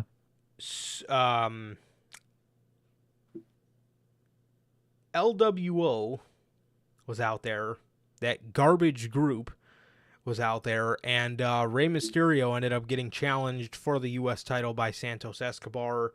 And then the Street Business came out, and we absolutely got to see the jobber nature of Raul Mendoza and Joaquin Wilde. I was about to call him Joaquin Phoenix. Those guys come off like absolute jobbers, and holy shit, they need to get Legado del Fantasma back together, because Rey is just not a good faction leader. This group just does not fucking do it for me in any fucking sense of the word. This group sucks. Dude, I'm telling you, man, it's Rey Mysterio and friends. That's all it is. Mm-hmm. Literally, dude, fucking Raul and Joaquin go to do the fucking LWO thing in their promo, and nobody says a fucking word. It's like, unless it's Rey Mysterio, nobody gives a fuck. Seriously. They do it for Santos, too. But They let anybody else in that group do it, you're getting silence. Oh, pure fucking silence. So, LA Knight beat The Miz clean. The Street Profits beat the LWO. Dude, I don't know, man. I don't know. Especially the way WWE does heel turns. This is like the most AEW thing I've ever seen on AEW television. Like this, like half turn of the Street Profits is really fucking me up mentally, man. Dude, it really feels like it's fucking watching something on fucking AEW. First like, of this all, is some cool con ass shit. oh, 100%. First of all, why don't they act serious? Why do they act like that? Why? The second thing is the theme song. That theme song does not fit them. It does not fit heel Street Profits. Give them new theme music. If you gave Jimmy and Jay both theme music, you can make something for the fucking Street Profits. And also, the fucking green gear is killing me at this point. The green gear, it looks like something a fucking pirate would wear, those jackets that they wear. It does not look anything like something. They don't look like they match with Bobby Lashley at all. Not one bit. And I don't get it. And I want this to work. And Bobby comes off great in this whole little transition. He comes off fantastic. The way he talks about the group, it comes off fantastic. It does. But what the fuck is this half Street Profits turn? I don't get it. Make him heel. Make him full-blown heel. You can have him get a logo. The Street Profits always wore their SP logo, right? They always get a logo for this group and have the Street Profits fucking put the logo everywhere. Bobby Lashley wears logos on his trunks too. They match in some sort of the way. But what the fuck are these green attires that are killing me at this point? Literally, dude. With these fucking pirate jackets, these Assassin's Creed 3 jackets. What are they wearing, bro? I don't like it. Same, man. Same. It really feels like they're not even taking the fucking heel turn seriously. It's like it didn't even happen. I don't understand. I don't understand one bit. I mean, you got a new finisher. Like, what? For what you're presenting to me, you should have just kept that too. I mean, shit. I mean, you guys are pretty much just babyface Street Profits at this point. You guys are like fucking Tony Khan heels. Like, what is going on? They're randomly just gonna start being super pricks for no reason. I don't understand, dog. Which, that's the thing. It's like, when Bobby tells them, like, you know, beat his ass. Like, after the match, Bobby told them, like, beat the fuck out of them, and they did it. So it's like, so you like commit. What are we doing here? Commit. Are these guys with Bobby, or are they like half with him and half don't want to listen to him? What is going on? What's the deal here? I don't know, man. I don't know. I don't know, but they I don't know. They need to commit. They need to commit to this. Because the whole half turn is just not doing it for me. So the other thing on SmackDown was John Cena looks to be getting prepped for a match with Solo Sikoa. I like it, dude. I like it. I like it a lot. I dig it. I'm down. I can't wait. Definitely, man. Jimmy and Solo were attacking Cena at the end of the show during the Grayson Waller effect, and AJ Styles, John Cena's old enemy, came out to help him, man. So it was real cool to see. And yeah, I'm excited for a John Cena and Solo Sikoa match, man. That sounds awesome. I really like the sound of that, man. I'm down. Definitely, bro. The opening to Monday Night Raw is Cody Rhodes. Shocker. You know what I hate about his whole little intro line? What do you guys want to talk about? He never talks about what we actually want to talk about. Chicago Phil. Cody, let's talk about CM Punk coming into the company. CM Punk. You know what everybody wants to talk about on this night, Cody? Everybody wants to talk about how you may be getting fucked out of your WrestleMania match. Can we talk about that? Let's talk about that one, Codes.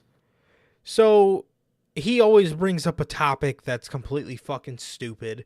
So he starts talking about how people are upset about him bringing Jey Uso to Monday Night Raw before he could even get anything out. Dirty Dominic Mysterio. Dominic came out there and started cutting a promo on Cody. This would lead to their one-on-one match where Cody would beat him. After this, the Judgment Day would get on the apron. Sami and KO would come out to make the save, and the Judgment Day would walk away. Shocker, man. Oh, yeah, that was the other thing during the promo. Cody would make fun of Dominic for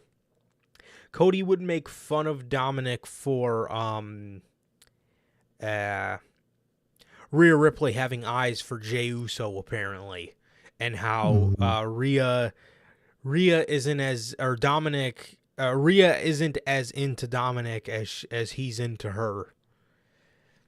Look at that, man. Look at that. Yeah, dude, that opening line with Cody, I'm not crazy about it. I hate when they use, like, one thing, one time, and they just don't stop using it. Like, I don't know if this is an unpopular opinion. I don't care for the story time with Adam Cole baby line anymore. I fucking hate it. And I don't like it anymore. I don't. You do it every time. You don't need to do it every fucking time. Same with that Cody line. We've never covered that either. I thought I was the only one. I don't know. It just comes off as just. I don't like the way he. I don't like the way he says it. It just doesn't roll off the tongue well for me. It's not that it's the line itself that does it for me. It's how often. And man, it's every promo.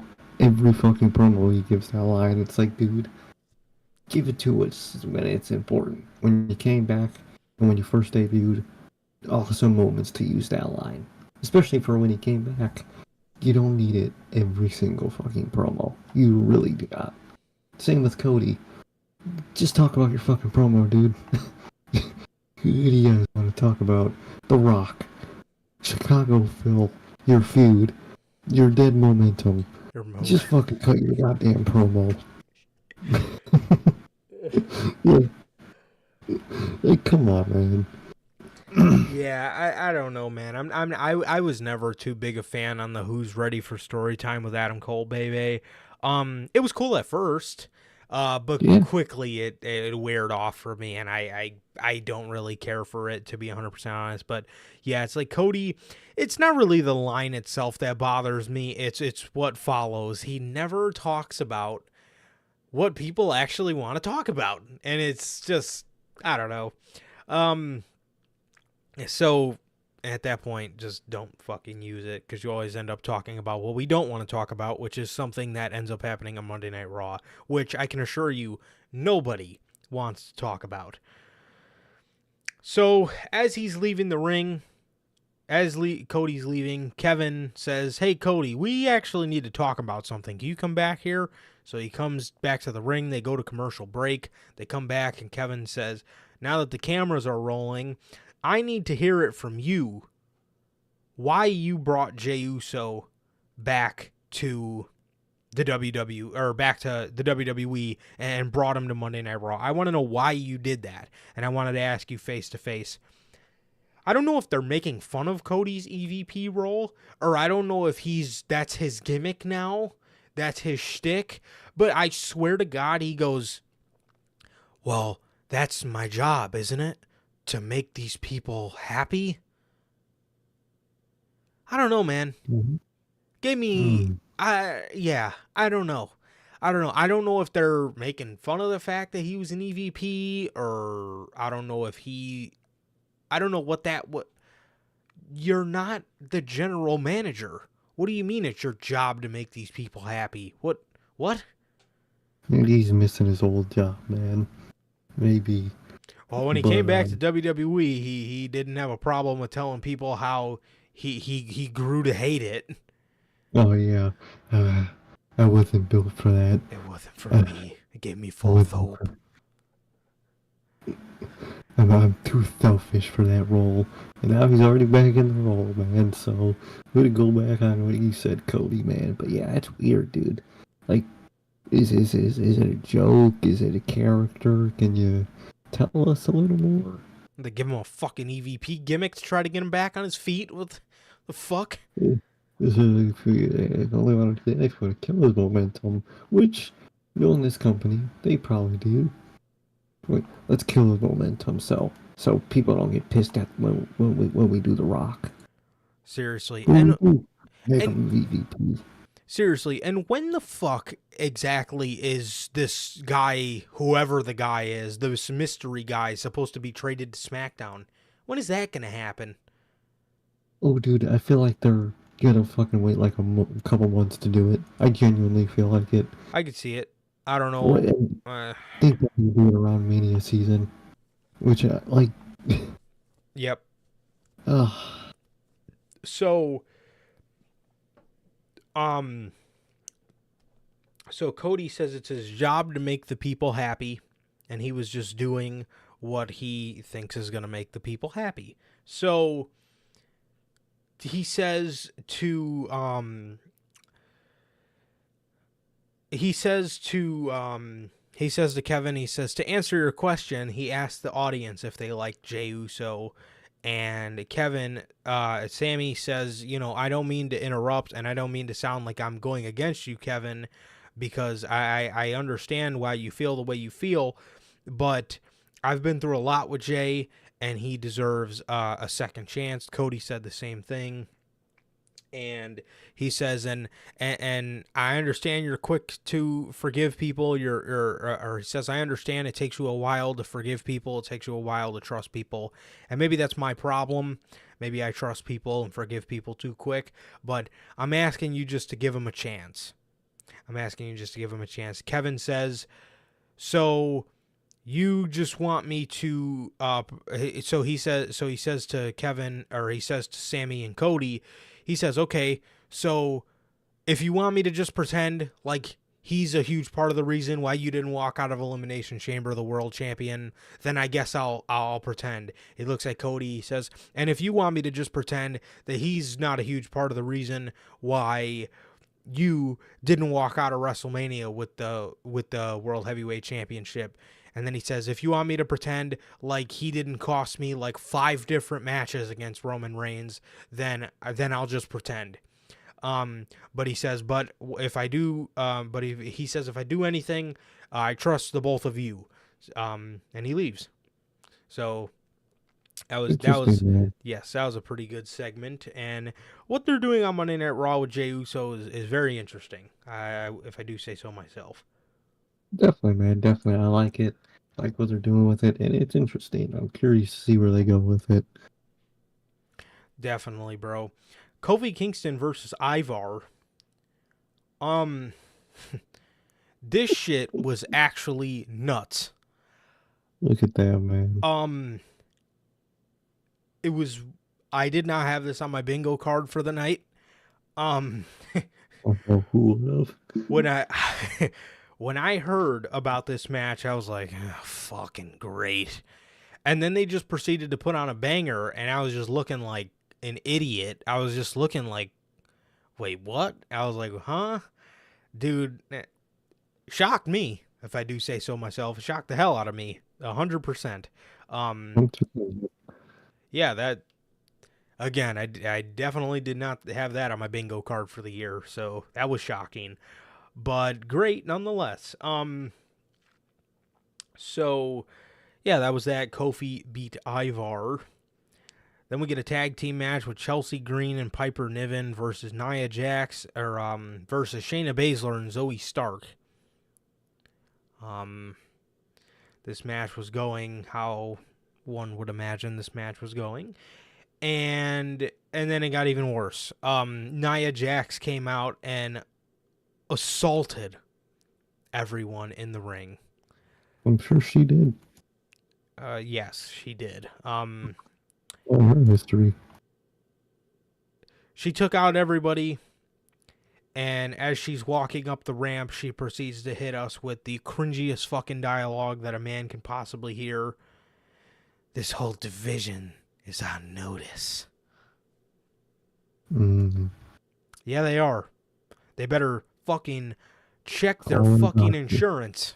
Make sure they have life insurance. You better call your life insurance. Better call your doctors. Better phone your family. Hey guys, I might be on a vacation soon. You never know. She fucking whipped Chelsea Green across the ring. Chelsea almost landed on her fucking head. It's going great. Alrighty. Good lord, man. Just waiting for that clip to fucking be made of her in a match. Drop someone around their dome. Unfucking believable, man. Unfucking believable. So that was that. Ricochet versus Nakamura.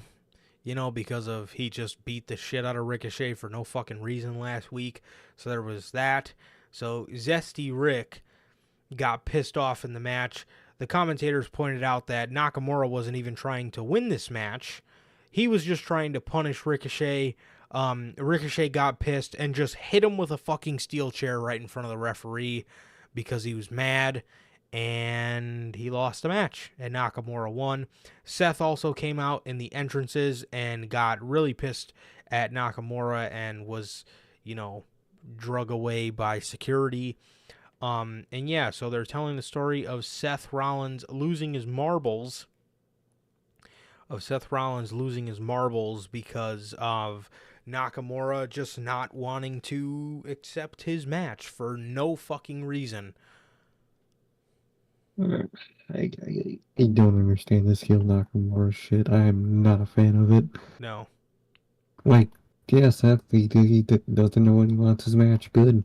Fuck him. Just be on the ready and move on. What you hung up for? It's Nakamura. Yeah. And saving you the displeasure. Damian Priest has a backstage segment where he tells Jey Uso to give them an answer at the end of the night on whether he wants to join the Judgment Day or not. Chad Gable is on his quest back to the Intercontinental Championship. He's on his quest back to the Intercontinental Championship where he has Bronson Reed in a match, and Bronson Reed beats him clean. He beats him clean, man, so it's going to be interesting to see where this whole redemption arc with Chad Gable getting back to the Chad Gable getting back to the Intercontinental Championship goes, but he lost this match, and it's interesting to see, man. And then after this, we would get a Tommaso Ciampa promo. We would get a Tommaso Ciampa promo where he talked about how he was going to run through Imperium until he got to Gunther. Interesting, man. Interesting. Another thing, too, we were just talking about, like, a lot of repetitive things. Does Tommaso Ciampa have to throw the chair back every promo? Does he have to throw the chair into the fucking garage door at the end of every promo? Like, I get one where you're really heated. You know what I mean? But this was kind of just a normal promo where he just fucking flips out at the end and fucking throws the chair at the fucking garage door. Oh, God. Who had that gimmick? Oh, yeah, Damian Priest, where he would just snap into... Oh, my fucking God. The Damian side. Oh, God. They should have came out to fucking... His theme... So they should have changed his theme song to Mixed Personalities by YNW Melly and Kanye. Personality. That shit would have been hilarious. Bro, what the fuck, man? I mean, for his fucking character, he's a freak. But yeah, man, shit like that's always weird. I hate when they like do repetitive weird shit like that. Like, dude, I get it. Like when you're in a heated promo, you know, but when you're just sitting there, because it was a really good promo, but it just wasn't a heated promo, like where he was pissed off or anything like that. He was just talking about how when he came to the main roster, he set out that he was going to be along for the journey and see where it took him. And he, you know, wanted to keep his patience, but then time went on and on and on, and he didn't get anything, and he finally understood that patience in today's world isn't a virtue, it's a crutch. And then he talked about how he was going to run through Imperium to get to Gunther because he is tired of waiting. And then he just fucking threw the chair at the wall. So I don't know, like, dude, just get up and walk away. You know what I mean? Like, if you're heated, sure, do the classic Ciampa chair throwback, but, like, you don't got to do it every time, bro. It's like those old AJ Styles promos where at the end of every fucking promo, he says, "This is the house that AJ Styles built." Yeah. Dude used to fucking hit that line on a replay, man. You know what Ciampa should do instead of throwing the chair? Oh, no. He should just get so... I don't know why I think this is so funny, dude. He should just walk away, just get up mad and walk away, and the camera is still on the chair, and he just runs up and just drop kicks the chair. I don't know why I thought that was so funny. I didn't have a fucking feeling you were going to say some... As soon as you said he gets up and walks away, I don't know why I thought that you were going to say he fucking runs back and drop kicks the fucking chair. Bro just falls on the fucking ground. Just back first on concrete. His fucking dying light drop kicks the fucking chair. This shit was fucking hilarious. But, yeah, shit like that's always weird. I hate when people just do repetitive things in a promo every single time. And, like, the thing with when AJ used to do it, he wouldn't even switch up his cadence. Like, he would always just scream at the top of his lungs, "This is the house that AJ Styles built." And he would walk away. Like, dude, if you said it in a promo, like, calmly, like, I'm going to beat him because this is my show. This is the house that AJ Styles built. It's cool, right? But you don't gotta fucking yell it every time. Like, at least if you're in a live promo, maybe you could yell it. But if you're backstage one-on-one with an interviewer, you do not have to scream it in her fucking face that this is the house that AJ Styles built. Exactly, dude. Just, I'm gonna beat you because this is the house. Like, dude, you don't gotta fucking do that. Just calmly say it. I don't know, man. So, Chad Gable loses to Big Bronson Reed, and we get a backstage segment where Sammy separates Kevin from Jay because things started to get a little heated, And then we get the Becky Lynch Open Challenge. Yep, we're getting a Becky Lynch Open Challenge. Dude, it really feels like Tony Khan is booking parts of the show. I was gonna say, I think fucking CM Punk already started booking the fucking show, man. Why are we getting so many fucking Tony Khan-isms already? I swear to God, like A open challenge for the NXT Women's Championship. And who's it answered by? Natalya. Becky says to her, Orson. every women's champion faces Natalya first.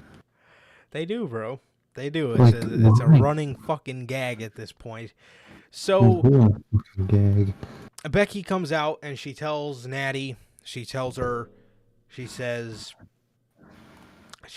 her, I put this open challenge out for people that haven't got an opportunity, for new stars. And Natty says, don't you tell me about new stars when you went down to NXT and took the spotlight from a bunch of young stars down there. Damn. She actually has a point. Yeah, she did do that. So Natty finally got her spotlight. She finally got her opportunity she's been clamoring for, and she lost in 3 minutes to Becky Lynch. So, oh, dude, why is she employed? Oh Yeah. my God. hell of a fucking opportunity. Hell of What an a opportunity. So, in the main event of the show, we got Drew McIntyre versus Jey Uso. Match was pretty good. It wasn't too bad. At the end of the match, Damian Priest hopped on the apron to help Jey. Jey would kind of walk up a little bit, and then he would turn around and super kick Priest, I guess giving them his answer, which, was no. So he super kicks Damian Priest. He super kicks him off the apron. Finn hops on the apron. Jey super kicks him. Dominic hops on the apron. Jey super kicks him. And then he would turn around and do a Claymore. Then he would turn around and eat the fuck out of a Claymore, and he would lose the match. And after the match, fucking Judgment Day would surround the ring. They would start attacking Jey, as Drew McIntyre has this conflicted look on his face. And he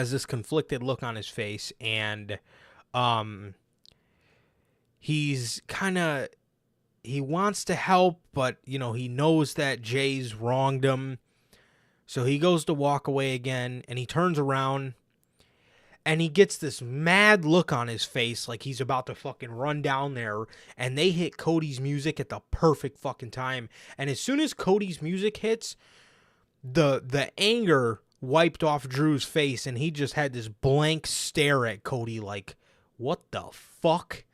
And Cody just fucking ran right past him. Dude, I think Drew's going to end up feuding with Cody after he turns heel. And I'll tell you what, this might end up getting McIntyre more over than Cody. Oh, dude, 100%. Oh, yeah. That's definitely what's going to happen. And it's going to be hilarious, man. But, I'm digging it, man. I'm digging it. Oh, this was shot beautifully. The way you see, like, the way you can just read the emotion off Drew's face, to where he finally snapped and he just got mad and he was about to run down there and help Jey. And as soon as he got that look on his face, like, man, fuck this, Cody's music hit. And Drew didn't even think twice, and he just walked off. I don't know, man. I think Cody is ruffling Drew's feathers without even knowing it, bro. And I think it's gonna make for a really good. Moment, and I think it's gonna make for a really good feud. And I think a fresh heel Drew McIntyre versus Cody Rhodes. I think this feud's gonna get Drew more over than Cody, and it's fucking wild. It's insane, dude. Cody's nothing but a stepping stone at this point. But I can't wait to see how it goes, man. I'm actually really excited for this Drew McIntyre heel turn, man. Definitely, dude. Definitely, man. Yeah, I'm excited for it too. I'm excited to see what he can do, bro, for sure. But yeah. So that was Monday Night Raw, man. That was Monday Night Raw, and yeah, Cody helped Jay fend off the Judgment Day, and that was it, man. That was it. So Oh yeah. yeah, man. So with that, man. Looks like that is going to do it. Looks like that is going to do it for this edition of the Notorious Heels podcast. Ladies and gentlemen, this has been your week of wrestling, bro. This has been your week of wrestling. Pretty boring week, man, but we did have a ton of time talking about how things can be better across both companies. So exactly. Yeah, man. So that is going to do it for this edition of the Notorious Heels podcast. Another great edition of Unscripted. This has been episode 161. And with that, ladies and gentlemen, that is going to do it. And with that, man, it has been always a pleasure for my Johnny Mayhem. And I, Sir K. And that is going to do it for this edition of Notorious Unscripted. Thank you guys so much. Thank you guys. We love you guys. Please like, comment, and subscribe. And we will see you guys on Friday with the news. Peace.